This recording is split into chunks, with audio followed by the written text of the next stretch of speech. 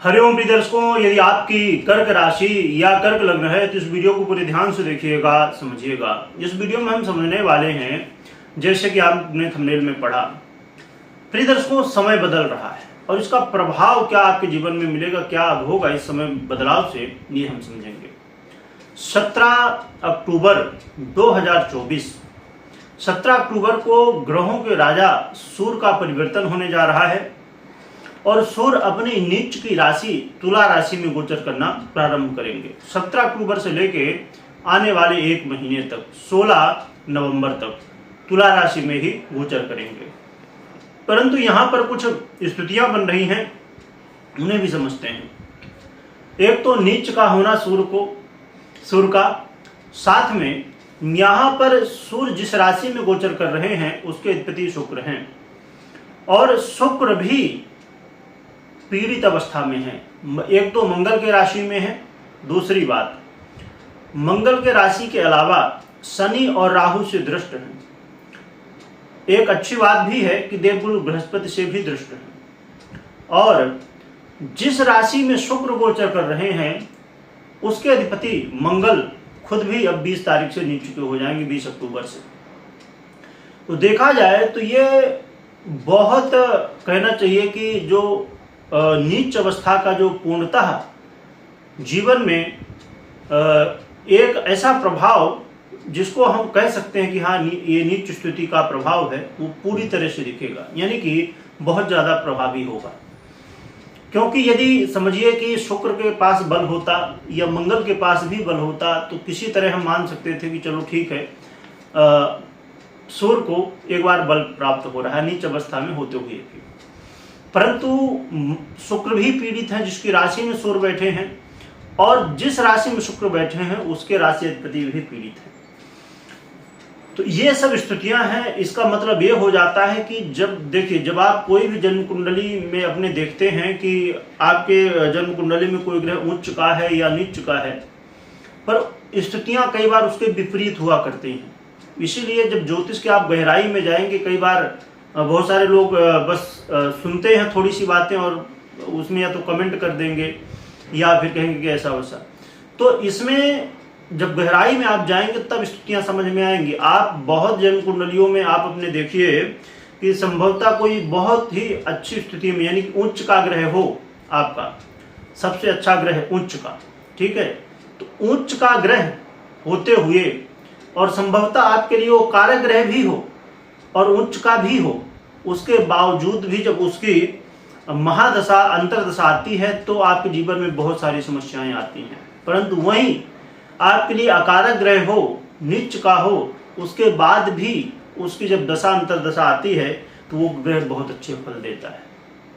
तो जब ऐसी गहराइयों में आप अंदर जाएंगे कि इसके पीछे क्या कारण है, तब आप समझ पाएंगे कि एक्चुअली में फल क्या, कहाँ, कैसे मिलता है। हम बस ऊपर से देख लेते हैं, बात खत्म, और उसी से हम कमेंट भी कर देते हैं। जब इनकी कोई भी ग्रह स्थितियों की जटिलता में जब हम पहुंचते हैं तो मालूम पड़ता है कि ज्योतिष है क्या। और यहाँ पर हम जैसे बात कर रहे हैं कर्क की, तो क्या कर्क राशि के 2-4 लोग हैं?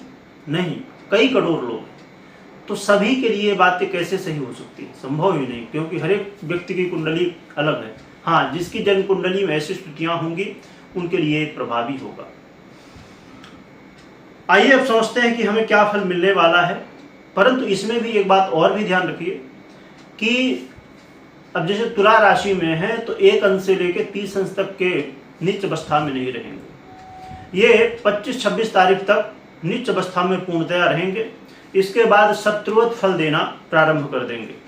इसलिए 25-26 तारीख के बाद फल में बदलाव हो जाएगा, इस बात का भी ध्यान रखिए। उसके अलावा बुध भी हैं, तो बुध का भी 29 तारीख को परिवर्तन हो जाएगा, 29 अक्टूबर को।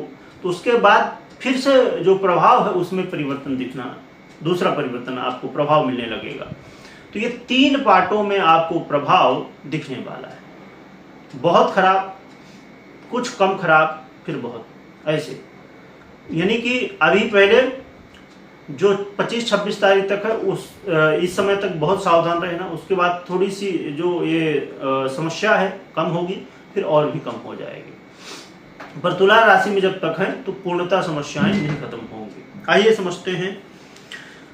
प्रिय दर्शकों, ये जो सूर्य का गोचर है, सबसे ज्यादा ध्यान देने की बात है कि आप अपने जीवन में सुखों को लेके सावधान हो जाइए। इस समय यदि आप लग्जरी लाइफ की तरफ आगे बढ़ते हैं तो इसमें आपको लग्जरी लाइफ जीने की जगह उल्टा होने वाला है, यानी कि सुखों को प्राप्त करने की जगह दुखों की प्राप्ति होगी।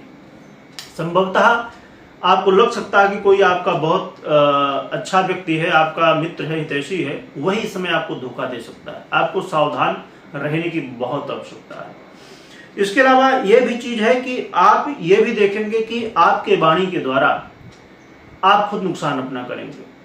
ऐसी बातें कुछ बोल जाएंगे कि आप किसी से शत्रुता हो गई, समझिए कोई आप डील कर रहे हैं, उस डील में ऐसी कोई बात आप गलती से बोल गए या जल्दबाजी में बोल गए, जोश में आके बोल गए, जिसकी वजह से उस डील में प्रॉब्लम हो गई और डील कैंसिल हो गई। या यानी कि कहना चाहिए कि वाणी में संयम रखना इस समय बहुत जरूरी होगा, क्योंकि वाणी से संबंधित समस्याएं इस समय आपको देखने को मिलेगी। और जो लोग ऐसा काम करते हैं, जैसे मोटिवेशनल स्पीकर हैं कोई, या सलाह देने का काम करते हैं, या टीचर हैं, है ना, ऐसे काम जहां पर वाणी का विशेष प्रभाव होता है, जो कि बिना वाणी के काम होता नहीं। हर एक जगह व्यक्ति बोलता है कुछ न कुछ, परंतु कुछ ऐसी स्थितियां होती हैं, कुछ ऐसे काम होते हैं जिसमें वाणी सबसे ज्यादा महत्वपूर्ण होती है। तो वकील जैसे हो गए, तो वकील के लिए वाणी ही सबसे महत्वपूर्ण है। उसके बाद फिर जो है तो और चीजें।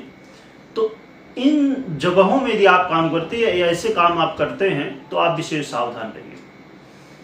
इसके अलावा आप घर से संबंधित, खासकर पैतृक संपत्ति से संबंधित कोई काम यदि करना चाहते हैं, इस समय रुक जाइए।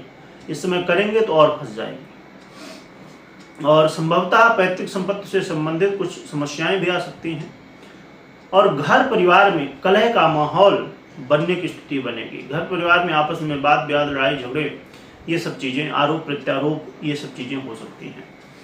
तो आप इन बातों का ध्यान रखिए। साथ में आंखों से संबंधित समस्याएं भी देखी जा सकती हैं, तो अपने आंखों का ध्यान रखिए। और गले से संबंधित और बालों से संबंधित भी समस्याएं देखी जा सकती हैं, खासकर गले से संबंधित, तो इसका भी ध्यान रखिएगा। किसी को हृदय से संबंधित समस्या है, उन्हें सावधान रहना चाहिए। और अपने माता पिता, खासकर माता के स्वास्थ्य का भी ध्यान रखिएगा। और आपको भी योग प्राणायाम करते रहना चाहिए, जिससे आप भी स्वस्थ रहें। सरकारी क्षेत्र से जुड़ा हुआ कोई भी काम कर रहे हैं, वहां पर सावधानी बरतिए। और इस समय ये जो स्थितियां हैं, इनको सुन के आपको डरना नहीं, क्योंकि जो भी ग्रह स्थितियां हों, ये अकेले मात्र नहीं है। जैसे कि सूर्य हैं, सूर्य एक ग्रह हैं, बाकी 8 ग्रह हैं। संभवतः कोई ग्रह आपको बहुत अच्छा रिजल्ट भी दे रहा हो, तो आपको डरने की आवश्यकता नहीं, सावधान रहने की आवश्यकता है कि जब सूर्य नीच अवस्था में है, और बहुत ज़्यादा नीच अवस्था में, नीच, एक तो नीच, परम नीच, और उससे भी ज़्यादा इस समय अवस्था है, तो इस बात का ध्यान रखिए। परंतु कोई भी महत्वपूर्ण निर्णय लेने से पहले आपको अपनी जन्म कुंडली का विश्लेषण करना चाहिए, करवाना चाहिए, फिर आपको आगे बढ़ना चाहिए। रही बात कि अब क्या उपाय करना चाहिए, इसके लिए एक तो अपनी दिनचर्या को बेहतर बनाइए। जितना जल्दी हो सके तो सुबह उठने की कोशिश करिए। लास्ट से लास्ट कोशिश करिए कि सूर्योदय से पहले तो उठ जाइए। और नित्य प्रति भगवान सूर्य की जितनी आराधना कर सकते हैं, भगवान सूर्य की पूजा करें, भगवान सूर्य को अर्घ्य दें, भगवान सूर्य के मंत्रों का जप करें, और भगवान विष्णु की भी आराधना करें। इससे भी आपको अच्छे रिजल्ट मिलेंगे। साथ में अपने पिता का सम्मान करें, बड़ों का सम्मान करें, और झूठ से बचें। जितना हो सके तो झूठ से बचें, और मांस मदिरा इन सब चीज़ों से दूर रहें। और संभवतः रविवार को यदि नमक का त्याग कर सके तो और भी बढ़िया है। तो इन नियमों का पालन करिए, इससे आपको और भी बेहतर परिणाम मिल सकेंगे, और ये कहा जाए कि ये जो समस्याएं हैं उनमें कमी आ सकेगी। यानी कि सुर आपके बेहतर होंगे। तो ये आप करें और कमेंट में जय सूर्यदेव लिखिएगा, लिखने के साथ स्मरण करिएगा। वीडियो देखने के लिए बहुत बहुत धन्यवाद।